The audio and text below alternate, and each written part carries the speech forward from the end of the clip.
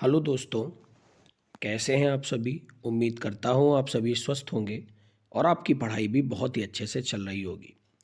मैं वैभव Vivekananda study centre के online platform success with VSC में आप सभी का तहे दिल से स्वागत करता हूँ।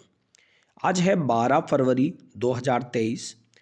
आज वैसे छुट्टी का दिन है, आप लोग रेस्ट ले रहे होंगे, लेकिन फिर भी मैं डेली क्लास लेता हूँ।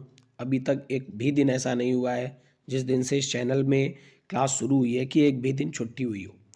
डेली मैंने आपको पढ़ाया है तो डेली की तरह ही शुरू करते हैं आज अच्छी कोटेशन के साथ। तो आज की कोटेशन क्या है? आज की कोटेशन है, अगर सफलता के दरवाजे तक पहुंचना है तो उसके लिए मेहनत की चाबी को घुमाना ही पड़ेगा। चलिए शुरू करते हैं आज की पहली और इम्पॉर्टेंट करंट अफेयर के साथ। आज की पहली न्यूज़ है, सरकार ने सुप्रीम कोर्ट के 2 नए न्यायाधीशों की नियुक्ति करी है। अभी मैंने आपको एक दो दिन पहले ही पढ़ाया था। सुप्रीम कोर्ट कौन से अनुच्छेद में आती है? तो अनुच्छेद 124 से लेकर 129 सुप्रीम कोर्ट का अनुच्छेद में वर्णन किया गया है। सरकार ने सुप्रीम कोर्ट के 2 नए न्यायाधीशों की नियुक्ति करी है। कौन कौन से हैं? तो याद रखिए, सरकार द्वारा 11 फरवरी 2023 को नियुक्ति की मंजूरी दी गई है, जिससे शीर्ष अदालत में न्यायाधीशों की संख्या अब 34 की अधिकतम सीमा तक पहुंच गई है। कौन कौन न्यायाधीश नियुक्त करे गए हैं? तो याद रखिए इनके नाम। एक तो बहुत ही इंपॉर्टेंट है क्योंकि अपने प्रदेश के हैं, राजेश बिंदल, जिनको इलाहाबाद उच्च न्यायालय का मुख्य न्यायाधीश बनाया गया है, और दूसरे हैं अरविंद कुमार, जिनको गुजरात उच्च न्यायालय का मुख्य न्यायाधीश बनाया गया है। उनके नामों की सिफारिश भारत के मुख्य न्यायाधीश की अध्यक्षता वाले कॉलेजियम ने करी है।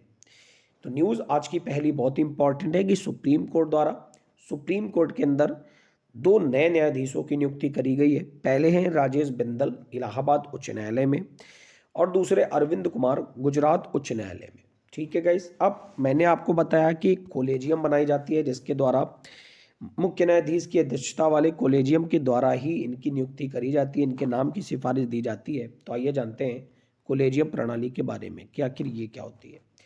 यह न्यायाधीशों की नियुक्ति और स्थानांतरण के लिए एक प्रणाली है। यानी जब न्यायाधीशों की नियुक्ति करनी होती है या फिर उनका तबादला इधर से उधर करना होता है, उसके लिए प्रणाली बनाई गई है, जिसका विकास संसद के अधिनियम या संविधान के प्रावधान के बजाय सर्वोच्च न्यायालय के निर्णय के माध्यम से हुआ है।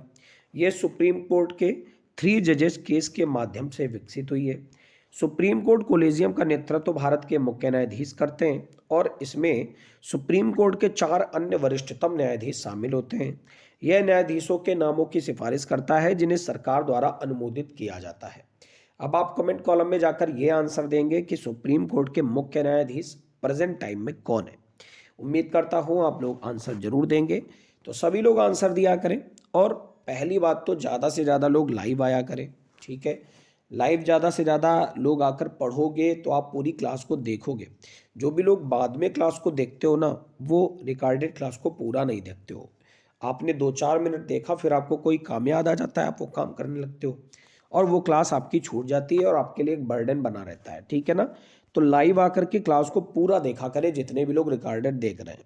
चलिए बढ़ते हैं फिलहाल आज की अगली न्यूज़ की तरफ। आज की अगली न्यूज़ है, केंद्रीय मंत्री अनुराग ठाकुर ने फार्मूला ई चैंपियनशिप को हरी झंडी दिखाकर रवाना किया है। तो केंद्रीय मंत्री अनुराग ठाकुर ने हैदराबाद में फार्मूला ई चैंपियनशिप को हरी झंडी दिखाकर रवाना किया है। फार्मूला ई रेस की मेजबानी हैदराबाद पहली बार कर रहा है, याद रखिएगा। और ये भारत की पहली फार्मूला ई रेस है। मैं आपको बता दूं, फार्मूला ई रेस कार रेसिंग की एक प्रतियोगिता होती है जो पहली बार भारत आयोजित कर रहा है। हैदराबाद ई प्रिक्स चित्रमय हुसैन सागर झील और एनटीआर मार्ग के किनारे हैदराबाद स्ट्रीट सर्किट में इसे आयोजित कर रहा है।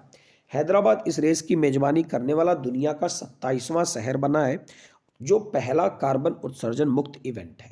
उम्मीद करता हूं आप अच्छे से समझ गए होंगे गाइस कि फार्मूला ई चैंपियनशिप को हरी झंडी दिखाई है हमारे खेल मंत्री अनुराग ठाकुर ने।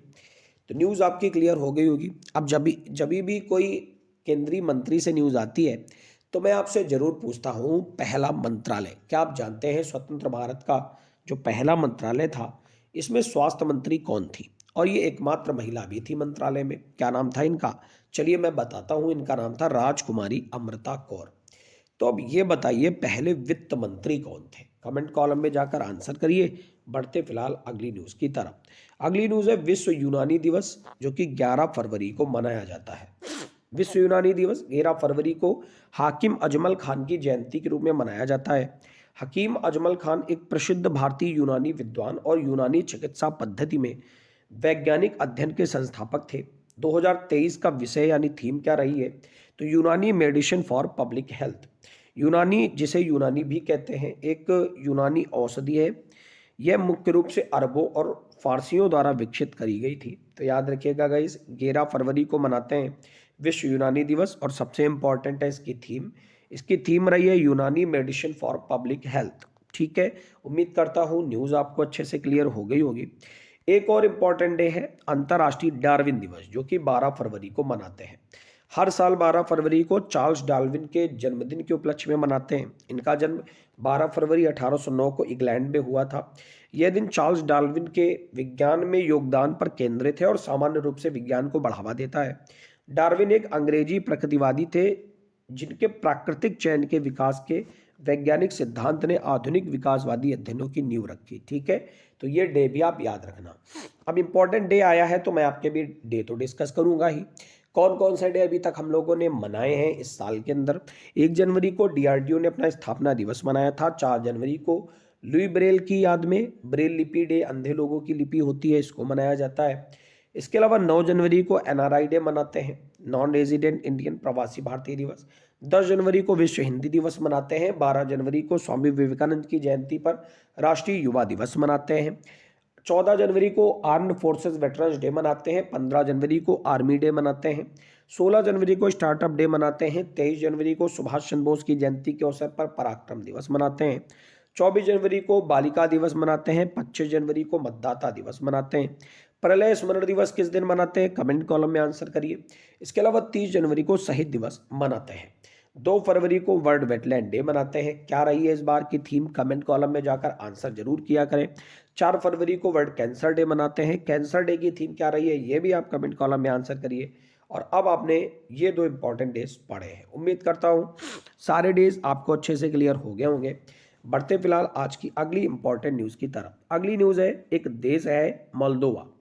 तो मोल्दोवा देश की प्रधानमंत्री नतालिया गवरिलिता ने इस्तीफा दे दिया है। तो मोल्दोवन प्रधानमंत्री नतालिया गवरिलिता ने अपने पद से इस्तीफा दे दिया है। उन्होंने पूर्व सोवियत गणराज्य में समर्थन की कमी को अपने इस्तीफे का कारण बताया है। मोल्दोवा की राष्ट्रपति माया सेंडू ने गवरिलिता का इस्तीफा स्वीकार किया है। डोरिन रिशियन को नामित प्रधानमंत्री के रूप में नियुक्त किया गया है, यानी डोरिन रिशियन वहां की नई प्रधानमंत्री बन गई है, कार्यवाहक। सुश्री गवरिलिता की पार्टी ने अगस्त 2021 में हुए चुनावों में बहुमत हासिल किया था, जिसके बाद मोल्दोवा की प्रधानमंत्री बनी थी। याद रखिएगा, मोल्दोवा देश की बात आई है, तो आइए मोल्दोवा देश के बारे में कुछ जान लेते हैं। मोल्दोवा पूर्वी यूरोप में रोमानिया और यूक्रेन के बीच स्थित एक छोटा सा देश है। 1991 में स्वतंत्रता की घोषणा करने तक सोवियत संघ का हिस्सा था। मोल्दोवा एक संसदीय गणतंत्र है, जिसमें देश और सरकार के प्रमुख के रूप में क्रमशः एक राष्ट्रपति और एक प्रधानमंत्री कार्य करते हैं। राजधानी चिशिनाऊ है। मुद्रा है मोल्दोवन लियू। आधिकारिक भाषा है रोमानियाई। तो फिर से एक बार न्यूज़ देख लीजिए कि मोल्दोवा की प्रधानमंत्री नतालिया ने इस्तीफा दे दिया है। राष्ट्रपति है यहाँ की माया सेंडू, और यहाँ पर नई प्रधानमंत्री नामित हुए हैं डोरिन रिशियन। न्यूज़ क्लियर हो गई होगी। बढ़ते फिलहाल अगली न्यूज़ की तरफ। अगली न्यूज़ है एशियन डेवलपमेंट बैंक से, यानी दुनिया का सबसे बड़ा ऋणदाता है ना, ऋण देने में माहिर। तो एशियन डेवलपमेंट बैंक ने हिमाचल में बागवानी को बढ़ावा देने के लिए $130 मिलियन के ऋण को मंजूरी दी है। एशियाई विकास बैंक यानी एडीबी ने हिमाचल प्रदेश के लिए $130 मिलियन के ऋण को मंजूरी दी है। इसका उपयोग कृषि उत्पादकता और किसानों की आय बढ़ाने, राज्य में बागवानी कृषि व्यवसाय को बढ़ावा देने के लिए किया जाएगा। इसका उपयोग हिमाचल प्रदेश उपोष्ण कटिबंधीय बागवानी, सिंचाई और मूल्यवर्धन परियोजना के लिए किया जाएगा। इसके तहत किसानों को क्लस्टर और जिलेवार संघों में संगठित किया जाएगा।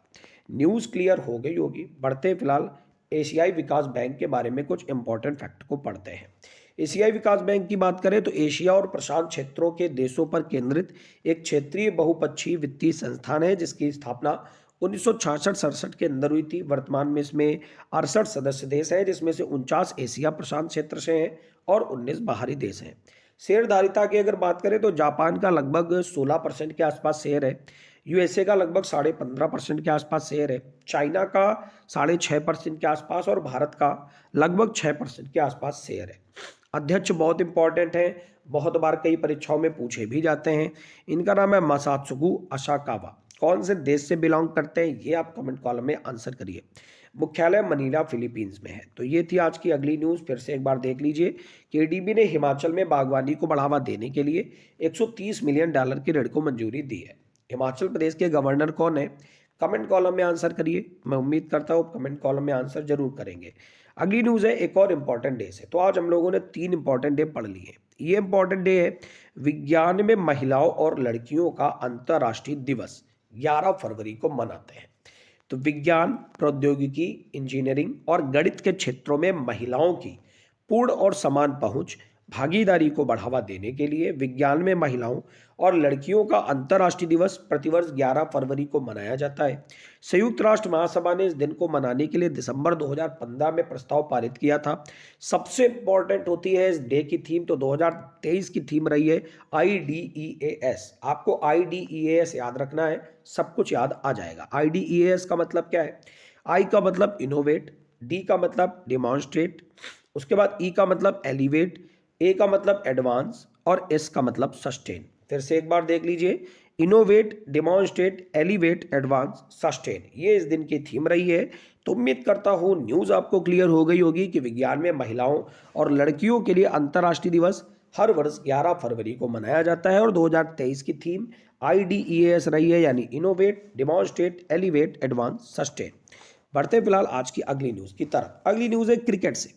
आपको पता है भारत ने अपना स्वर्णिम लगातार बनाए रखा है। भारत कल ऑस्ट्रेलिया से फिर से जीत गया है टेस्ट सीरीज का पहला मैच, और उस मैच के दौरान भारत के गेंदबाज हैं रविचंद्रन अश्विन, जिन्होंने सबसे तेज 450 टेस्ट विकेट लेने का रिकॉर्ड बना दिया है।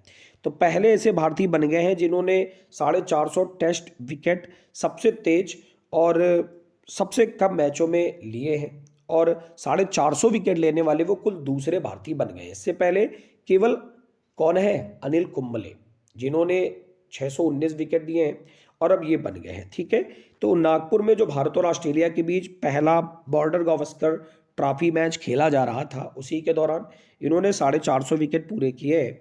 रविचंद्रन अश्विन ने अनिल कुंबले के 93 टेस्ट मैचों की तुलना में इस मुकाम को पहुंचने के लिए केवल 89 टेस्ट मैच खेले हैं। ठीक है, यानी अनिल कुंबले ने 450 विकेट पूरे करने के लिए 93 टेस्ट मैच खेले थे, जबकि रविचंद्रन अश्विन ने केवल 89 टेस्ट मैच खेले हैं। तो याद रखिएगा, बहुत इंपॉर्टेंट न्यूज़ है, आपके एग्जाम का हिस्सा बन सकती है। तो border Gavaskar trophy present time में खेली जा रही है इस समय भारत और ऑस्ट्रेलिया के बीच। तो अभी कुछ देर में इसको भी जानेंगे। चलिए बढ़ते हैं अगली न्यूज़ की तरफ। अगली न्यूज़ है प्रधानमंत्री नरेंद्र मोदी जी ने मुंबई से 2 वंदे भारत एक्सप्रेस ट्रेन को हरी झंडी दिखाई है। तो ये जो मुंबई से शिरडी और सोलापुर के लिए 2 वंदे भारत ट्रेनों को हरी झंडी दिखाई है। बात करें अगर वंदे भारत एक्सप्रेस की, तो महाराष्ट्र में पहली वंदे भारत ट्रेन मुंबई को गुजरात के गांधीनगर से जोड़ती है। 2 ट्रेनों के शुरू होने के बाद मुंबई से चलने वाली वंदे भारत एक्सप्रेस ट्रेनों की संख्या बढ़कर 3 हो गई है, और देश में टोटल संख्या 10 हो गई है। महाराष्ट्र में ट्रेन चलाई गई है। तो महाराष्ट्र के नए सीएम कौन है? एकनाथ शिंदे। गवर्नर कौन है? भगत सिंह कोश्यारी। उम्मीद करता हूँ न्यूज़ आपको क्लियर हो गई होगी कि प्रधानमंत्री जी ने मुंबई से 2 वंदे भारत एक्सप्रेस ट्रेन को हरी झंडी दिखाई है। बढ़ते हैं फिलहाल अगली न्यूज़ की तरफ। अगली न्यूज़ है इंपॉर्टेंट व्यक्ति के निधन से। प्रसिद्ध अमेरिकी पॉप संगीतकार बर्ट बछराज का निधन हो गया है। तो लॉस एंजल्स में इनका निधन हुआ है। इनकी रचनाओं में बात करें तो do you know, the way to San Jose और raindrops keep falling on my head जैसे रॉक क्लासिक शामिल थे। उन्होंने 3 बार Oscar, Butch Cassidy and the Sundance Kid सहित 1 एमी, 8 ग्रैमी और 2 गोल्डन ग्लोब जीते हैं। आप जान सकते हैं कितने ज़्यादा इंपॉर्टेंट व्यक्ति हैं। नाम आपको याद रखना पड़ेगा। अमेरिकी पॉप संगीतकार है बर्ट बछराज, इनका निधन हुआ है। 3 ऑस्कर जीते हैं, 1 एमी जीता है, 8 ग्रैमी जीते हैं और 2 गोल्डन ग्लोब जीते हैं, इसलिए और भी ज़्यादा इंपॉर्टेंट व्यक्ति बन जाते हैं। ठीक है गाइस, बढ़ते फिलहाल आज की अगली इंपॉर्टेंट न्यूज़ की तरफ। अगली न्यूज़ है फिर से क्रिकेट से। तो मैंने जैसा कि अभी आपको बोला था कि बॉर्डर गावस्कर ट्रॉफी के बारे में आगे हम लोग पढ़ेंगे। आज की आखिरी न्यूज़ है बॉर्डर गावस्कर ट्रॉफी से ही न्यूज़ है। आपको पता है भारत और ऑस्ट्रेलिया के बीच हर वर्ष बॉर्डर गावस्कर ट्रॉफी क्रिकेट की खेली जाती है। जैसे बात करें ऑस्ट्रेलिया और इंग्लैंड की, तो उनके बीच ऐसे हर साल खेली जाती है। तो इसी बॉर्डर गावस्कर ट्रॉफी के दौरान भारतीय कप्तान रोहित शर्मा ने जब सेंचुरी लगाई है, तो ऐसा करने वाले पहले क्रिकेटर इसलिए बन गए हैं क्योंकि तीनों प्रारूपों में कप्तान के रूप में सेंचुरी बनाने वाले पहले भारतीय बन गए हैं। ठीक है, इससे पहले श्रीलंका के तिलकरत्ने दिलशान, अफ्रीका के फाफ डू प्लेसिस और पाकिस्तान के बाबर आजम ऐसा कर चुके हैं। तो ओवरऑल रोहित शर्मा चौथे कप्तान बने हैं और पहले भारतीय कप्तान ऐसा करने वाले बने हैं। ठीक है गाइस, आइए बॉर्डर गावस्कर ट्रॉफी के बारे में जान लेते हैं। बॉर्डर गावस्कर ट्रॉफी भारत और ऑस्ट्रेलिया के बीच खेली जाने वाली एक टेस्ट श्रृंखला है।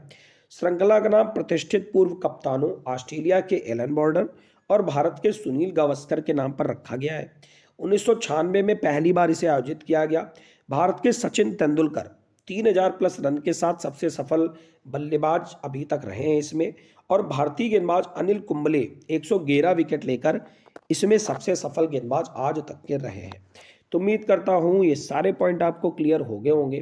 तो ये थी ओवरऑल आज की न्यूज़। आपको क्लास कैसी लगी है कमेंट कॉलम में आप जरूर बताया करें। और हाँ, जितने भी लोग क्लास देखते हो ना, वो क्लास को पूरा देखा करें, क्योंकि कंटेंट क्वालिटी आपको तभी ही समझ में आएगी जब आप क्लास को पूरा देखेंगे। वीडियो अच्छा लगा हो तो लाइक बटन पर प्रेस करना मत भूलिएगा, दोस्तों के साथ शेयर करना मत भूलिएगा, चैनल में पहली बार जुड़ रहे हो सब्सक्राइब करना मत भूलिएगा। आपका दिन मंगलमय हो। Thank you everyone, God bless you all.